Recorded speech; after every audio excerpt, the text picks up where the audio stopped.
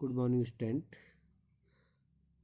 आज से हम पृष्ठीय क्षेत्रफल और आयतन प्रश्नावली 13.1 का शुरू कर रहे हैं।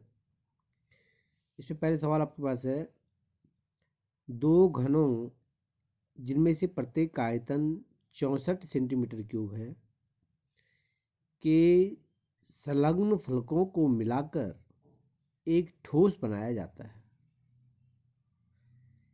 इससे प्राप्त घनाभ का पृष्ठीय क्षेत्रफल ज्ञात कीजिए।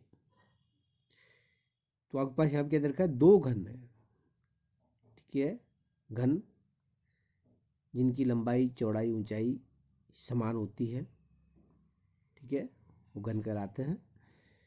तो इसी प्रकार से दो घन आपके पास है जिनको जो है आपस में जोड़ा गया है, और जोड़ने के बाद क्या बनता है, एक घनाभ बनता है, और उस घनाभ का हमने पृष्ठीय क्षेत्रफल ज्ञात करना है। ठीक है, हमारे पास यहाँ पे दिया है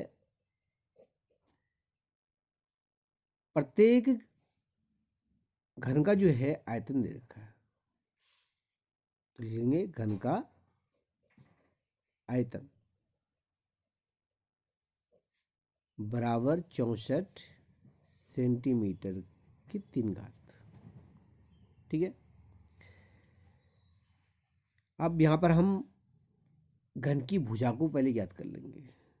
तो यही सूत्र हम लगाएंगे यहाँ पर। घन का आयतन का जो सूत्र होता है, घन का आयतन बराबर होता है भुजा का क्यूब।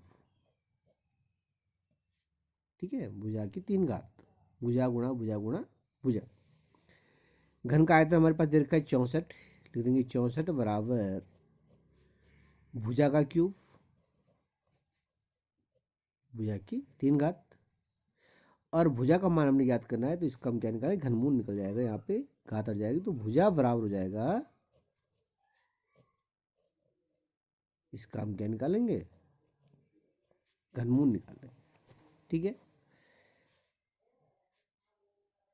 तो इसको हम इस प्रकार से तोड़ देंगे घन के रूप में।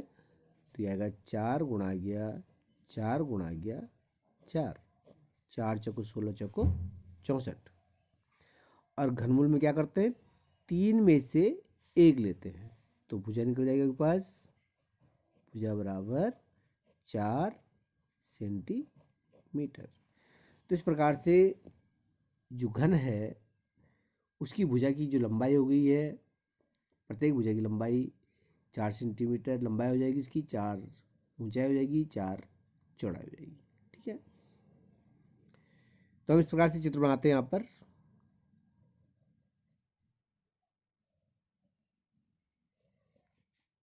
ये आपके पास घन बन रहा है।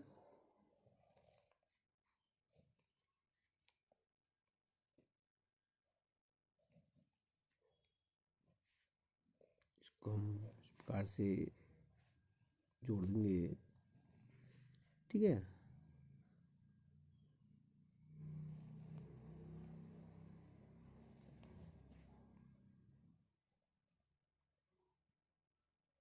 तो ये आपके पास दो घन बन गए हैं, एक घनी हो गया है, दूसरा घनी हो गया है, और इन दोनों घनों को जो है आपस में जो जोड़ दिया गया है, और इस प्रकार से ये आकृति जो बनी है घनाभ की आकृति, इसकी हमने पृष्ठीय क्षेत्रफल ज्ञात करना है।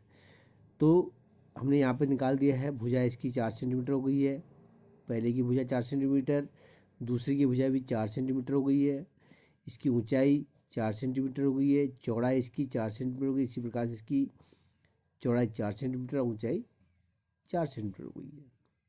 ठीक है, तो हम देख रहे हैं यहाँ पर जब दो घनों को हमने आपस में मिलाया तो इनकी लंबाई में क्या हो गई, वृद्धि हुई है, चौड़ाई और ऊंचाई इनकी वही रहेगी जो घन की थी। तो इस प्रकार से जो आपके पास आकृति बनी है, उस आकृति की लंबाई यानी कि घनाभ की लंबाई, घनाभ की लंबाई क्या हो जाएगी, 4 + 4 बराबर 8 सेंटीमीटर। चौड़ाई घनाभ की क्या हो जाएगी, 4 सेंटीमीटर, चौड़ाई में कोई परिवर्तन नहीं आएगा, और ऊंचाई भी जो है घनाभ की उतनी रहेगी, इसमें भी कोई परिवर्तन नहीं आएगा, केवल लंबाई इसकी बढ़ जाएगी। ठीक है।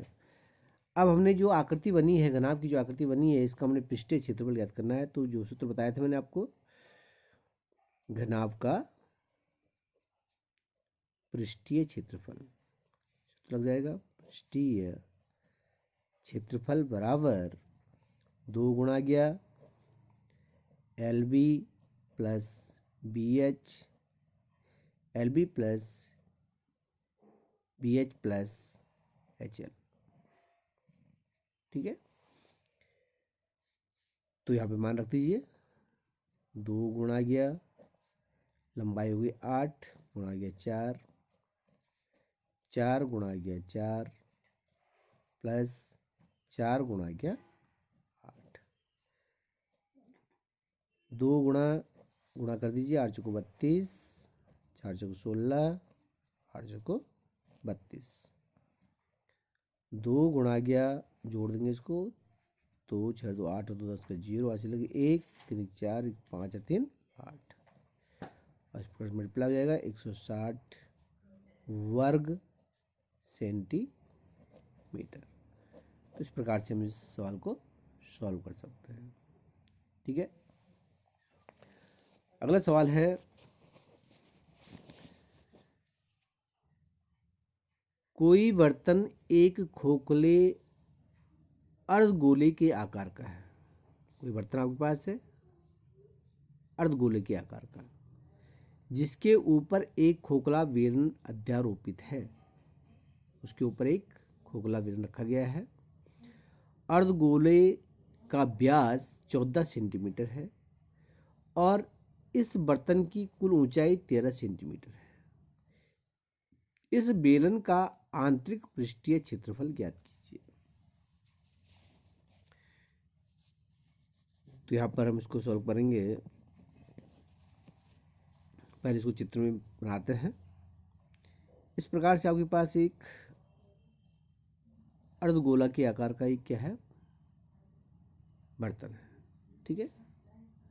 अर्धगोले के आकार का बर्तन है और उसके ऊपर एक खोखला बेलन अध्यारोपित है। इस प्रकार से इसके ऊपर एक बेलन रखा गया है। इसके ऊपर एक बेलन बना देंगे। ये इसके ऊपर एक बेलन रखा गया है। इस तरह से ये आपके पास बर्तन है।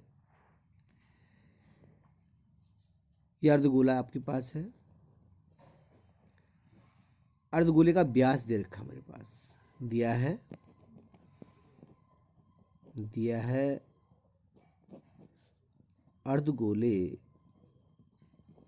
अर्धगोले का व्यास बराबर 14 सेंटीमीटर। तो इसका व्यास दे रखा है, तो इसकी हम त्रिज्या ज्ञात कर लेंगे। यहाँ से यहाँ तक की दूरी कितनी होगी, त्रिज्या निकाल लेंगे इसकी। तो त्रिज्या बराबर हो जाएगा, त्रिज्या बराबर 14/2, व्यास का आधा त्रिज्या बराबर क्या हो जाएगा 7 सेंटीमीटर। तो इस प्रकार से यहाँ तक आ गई 7 सेंटीमीटर। ठीक है। इस बर्तन की कुल ऊंचाई, इसकी कुल ऊंचाई दे रखी है, बर्तन की कुल ऊंचाई, यहाँ से यहाँ तक इसकी कुल ऊंचाई दे रखी है 13 सेंटीमीटर दिया हुआ है। लिख देंगे बर्तन की कुल ऊंचाई बराबर 13 सेंटीमीटर। ठीक है। अब देखिए, ये इसकी त्रिज्या निकल गई है यहाँ पर। तो त्रिज्या ये यहाँ से सेंटर से और ये नीचे तक की दूरी भी कितनी होगी, 7 सेंटीमीटर होगी। यहाँ से यहाँ तक की दूरी कितनी हो जाएगी, त्रिज्या के बराबर होगी। त्रिज्या ही है ये भी, तो ये भी आपके पास 7 सेंटीमीटर हो गई है। ठीक है। यहाँ से यहाँ तक 7 सेंटीमीटर हो गया है। जो आपके पास बेलन इसके ऊपर रखा गया है, इसकी ऊंचाई हम ज्ञात कर लेंगे। पूरी ऊंचाई 13 दे रखी है, तो इसमें इसको माइनस कर दीजिए। तो बेलन की ऊंचाई निकल जाएगी, बेलन की ऊंचाई बराबर 13 में से क्या कर देंगे, 7 को माइनस कर दीजिए। 13 माइनस 7 बराबर 6 सेंटीमीटर। तो इस प्रकार से इस बेलन की जो ऊंचाई हो गई है ये 6 सेंटीमीटर आ गई है। ऐसा तक 6 सेंटीमीटर आ गई है। ठीक है। अब इस बेलन का जो है आंतरिक पृष्ठीय क्षेत्रफल ज्ञात करना है। तो इसके लिए हमने आपको सूत्र बताया था, बेलन के आंतरिक पृष्ठीय क्षेत्रफल, आंतरिक पृष्ठीय क्षेत्रफल बराबर क्या होता है, 2 पाई आर आर प्लस एच।